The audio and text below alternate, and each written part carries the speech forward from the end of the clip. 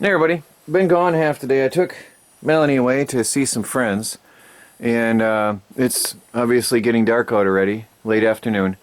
I got a roll of radiant foil up in the greenhouse ceiling, and I don't have a nailer along this edge, so I'm going to use aluminum tape along the edges and then probably put a trim of wood on the inside to hold that in place.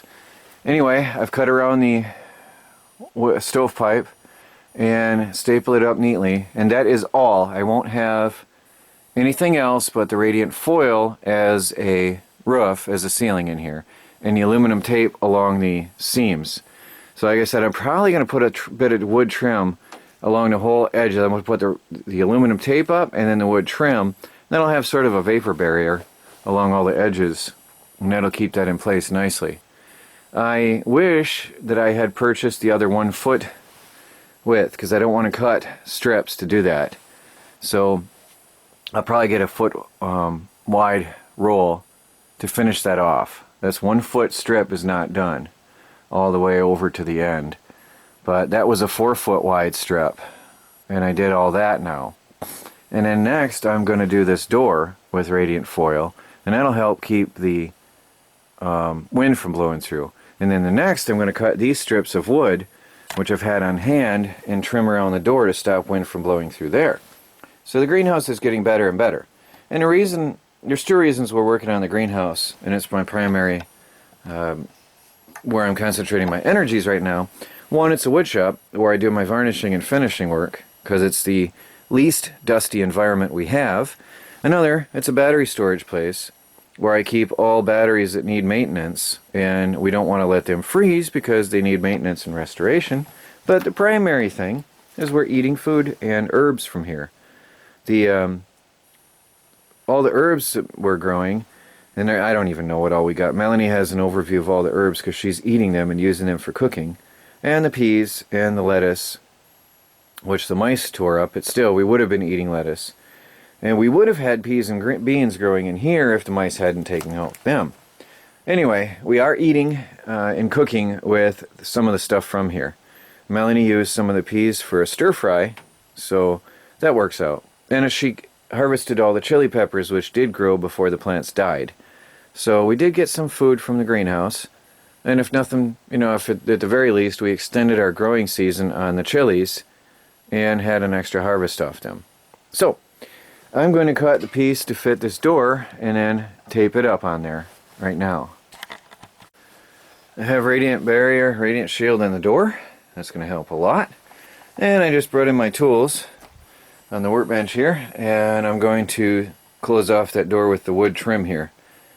So that's going to help a lot in stopping the wind from blowing into here.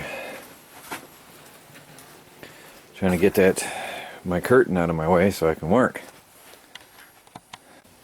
I got a damper from my friend, the scrapper friend, and put it into the greenhouse wood stove and got a fire going because it was getting really cold in here.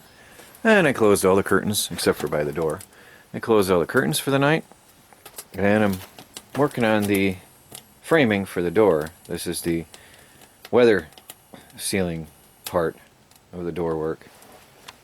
Now this one, don't forget, is a double door, so that one has to open, so I had to leave space here. And then the next piece is going to go up in here and attach to the door, to the secondary door, so it can swing out and back in, and hopefully I'll be able to close that gap well enough. I think all my work is paying off in here with all my efforts of insulating and sealing, because it's 44 degrees in here, if you can see that. This is a terrible thermometer. I don't know why they would do such a thing. Anyway, it's 44 in here. So the temperature is certainly rising now because it was getting really cold. And I just fired up that wood stove a couple minutes ago. So I think that is going to have a tremendous impact on retaining heat. And then when I get that door sealed off, there won't be any more wind. I can feel wind blowing through there and up in there especially. So once I get that sealed off, that'll make a huge difference in here. I also think, now that I'm thinking about it, I also think that damper is making a big fat difference in this place, because the heat is now, instead of going out the pipe, I've got it halfway closed, and the heat is now coming into the greenhouse instead of going out that pipe and flying through. So I think that makes a big, big difference. But time will tell. Now the big thing is if I can get water gurgling through the system. As I say it, just as I said it, I start to hear it flow. So mere minutes and that starts to flow. That's very good. I think we're going to be okay. So I can hear water bubbling through the lines. Melanie, what are you doing? Melanie came out to call me for dinner. I got that top piece in, and the door still opens up nicely, the secondary door. And then when after dinner, I'll come in and put in this piece over here, and then this piece over here, and then later I can put in some weather stripping, and that will greatly reduce the wind flowing into the greenhouse, because there was a lot of wind flowing around that door. And then of course around the secondary door I'm going to have to put some trim along the edges of that and have some weather stripping there as well. And then bit by bit we'll get this going. It's hot. Now there's a door all closed in and sealed. Now I had to put this board in a different angle, in a different direction, because there was a massive gap here I had to close up. I guess I could have pieced it in, but I would have used a whole lot more wood, which is wasteful. And so I did this. And I mean, it doesn't have to be pretty as a greenhouse. But anyway, there's that.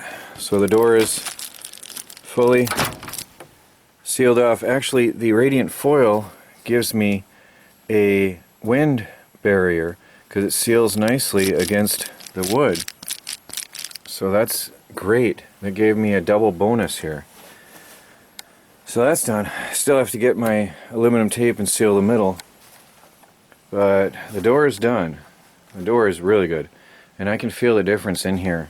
It's warming up. It's now it's 50 degrees in here. I don't know if you can see that. I have to get a real thermometer. It's 50 degrees in here, which is really good considering it's freezing out. I don't know what the temperature is precisely, but it is freezing because the ground is getting firm again. Hey everybody, I just finished the last of the pieces here, the final coat. So I've got the wood stove boiler going happily, and it's gurgling into the water tank, and the temperature is 52 degrees and rising in the greenhouse while it's freezing outside. So all of my work is slowly paying off. The radiant foil, the insulation, and especially covering that door, that made a huge difference. And the blankets, it's all paying off, and it all equals a warm winter greenhouse for us to grow some food in. Now I still have to do the insulation up there in the top section of that wall, and that's going to help a lot. And then in that section of door as well, behind the blanket, and of course as well over there. So still some work to do, but we'll be getting it, and that'll help hold in the heat up high, especially up there. That'll help. And then again, I want to seal up those holes up there. I'm going to have to do that one day on a warmer sunny day when I can get up there with the ladder. Right now everything's snow and ice, and then spray foam up in those gaps. And well, I don't know if I can reach from outside anymore. I'll have to look and see. But I want to spray foam in those gaps.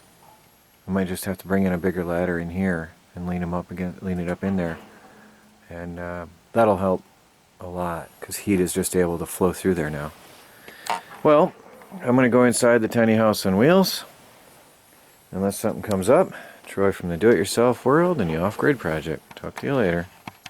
Hey everybody, this is Troy and Melanie from the Do-It-Yourself World and the Off-Grid Project. Please subscribe and follow our daily videos as we strive to become self-sufficient and off the grid on a budget. Thanks for watching, everybody. Thanks for watching.